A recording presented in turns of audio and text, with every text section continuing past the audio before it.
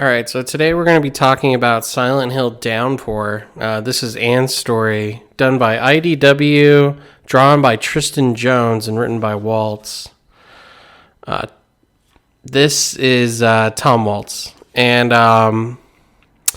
this is an IDW published book about the video game Silent Hill Downpour, which wasn't received well. That's one of the few Silent Hills I haven't played. I think I've played them all, actually, except for that one.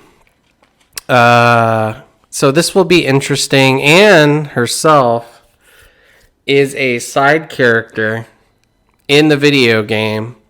And apparently this happens near the beginning of the game where there's the car accident. She's transferring prisoners. She's a guard at the prison. And one of the prisoners is the main protagonist, Pendleton. So they crash. She's on the edge of a cliff, and she's trying to hold on. Now, this is pretty rad. I actually really, really enjoy this art right here of these monsters. This art is pretty good. Actually, let me try to...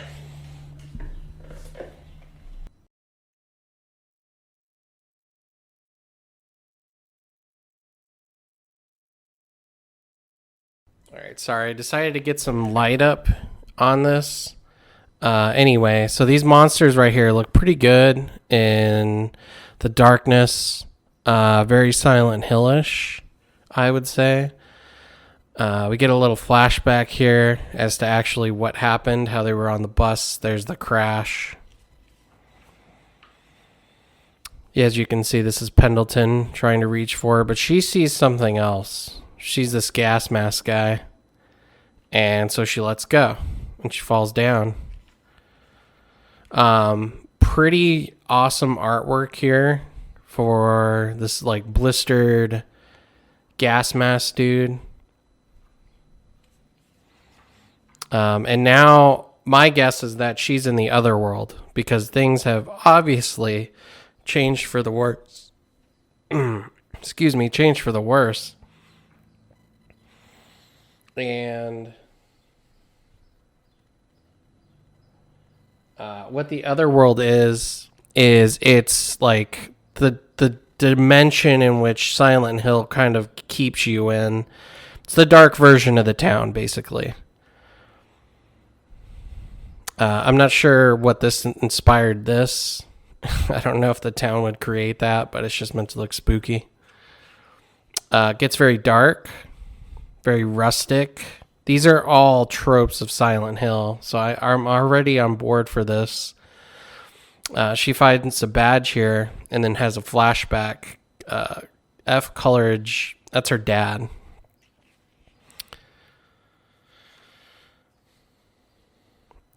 Come back to Silent Hill. Somebody was actually in that chair previously there was nobody here. Now there is. Showers going off with blood. This is all very Silent Hill.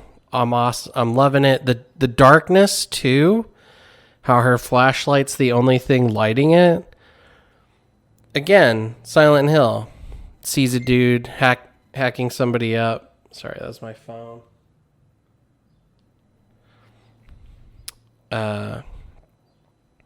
It looks like Pendleton here. In this panel, that's what he looks like, but like a dark, creepy version. You're gonna get yourself killed. So she tackles him and says, you're dead, and she's gonna kill him. Turns out it's not Pendleton. It's Gates, one of the other transfers.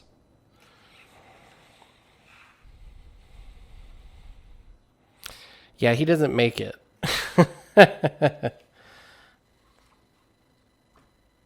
I know it's hard to see with that light. It's just them. But the monsters show up. She starts blasting, and this guy's like, "Hey, I can get you out of here. Miss, over this way."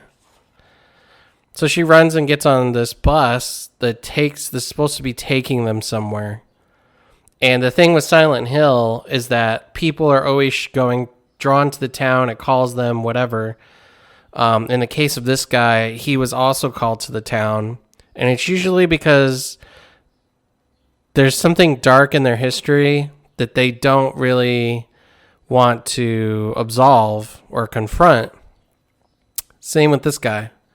She gets on the train, she's confused, and then she finds the slip that says train accident at Devil's Pit causes death of 8 children. And I'm guessing Devil's Pit is where she fell into, like where the accident happened. Anyway, all the kids are on here. Pretty dark looking. Reminds me of Death Jr. for some reason. I don't know.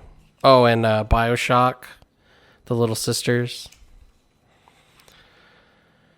But she's like, "You did it. You're the one that caused the accident." And he's taking pills. She calls him a junkie. And he says, "Actually, that ain't how my doc describes it." But maybe he's a liar too, because he's saying the whole town lied. That, he didn't mean to kill any children on the bus. That's not what happened. And she's like, "Stop the goddamn train, get me off of here." And he says, "I would, but the kids won't let me." And they start to turn on them. "Please take us for another ride." This is all very Silent Hill-ish. Again, the darks, just using darks, which I guess could be like a great cheat for like, oh, I don't have to draw that much. I'll just black all that out. Not saying that Tristan Jones did that, but, it's definitely... for doing a job like this, it's definitely going to make it easier. Again, the dude with the gas mask shows up. Some other creatures that I don't know what their involvement is in her history, or if it's Pendleton's, or if it's the train dudes, because usually the monsters have something to do with the person's history in some way. Like the sexy nurses you see in Silent Hill, those are from James's history because he's sex deprived with his cancer wife, so on and so forth. Anyway, she tries to shoot, dude comes over and stuffs her. He's like, "It's enough to drive a person to drink, Not that it helps any. The past keeps eating away at you. Day after goddamn day. No happy days waiting for folks like us. Just one more scary ride." And she wakes up. And she wakes back up. And this seems to happen a lot. I'm wondering if it happens in continuing issues, but she wakes back up in her home where a deputy or another guard from the prison is waking her up. And he's like, "Hey, there was a riot. Something happened with your dad." Wakes back up in Silent Hill. And, "Oh, Daddy." And she sees the name tag again. And she says, "Yeah, they told me who killed you. They said it's Pendleton." So to be continued. She's obviously got ulterior motives and is after him because she thinks that he killed her dad. Issue 2.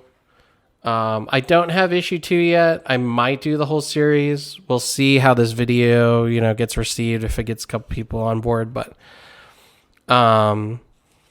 why this comic is great so far is that the artwork actually kind of reminds me of the art of Walking Dead Telltale games in a way. I don't know why. And the use of stuff in Silent Hill, like the blacks, the rustic coloring, even lighting, very Silent Hill, especially when people go to the other world. The monsters look pretty accurate to something I'd see there. Very disturbing. Blood, rusted wheelchair. Have we not seen those in Silent Hill before? Of course we have.